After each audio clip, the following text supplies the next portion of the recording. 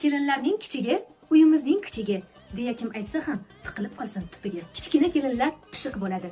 Bir qiyshaysa bir umr qiyshiq bo'ladi. Ularni yosh bola deb ataganlarni asli o'zim burnida mishiq bo'ladi. Kazo mehmonlarni kutgan ham ular. Har kelganga ikkita nonni tutgan ham ular. Kulib turadilar, neki bo'lmasin, dardini ichiga yutgan ham ular. Kichkina kelinga mazza aslida. Yosh boladek hissiyotga berilib yurar. Uy joy qilay demaydi, tashvishi ham yo'q. Keng uyning kelini bo'lib kerilib yurar. Katta kelin, latta kelin u yoqda xursand. Men bo'lakman ovsinimga alam qilsin deb. Kichkinaning esa hatto ishi yo'q.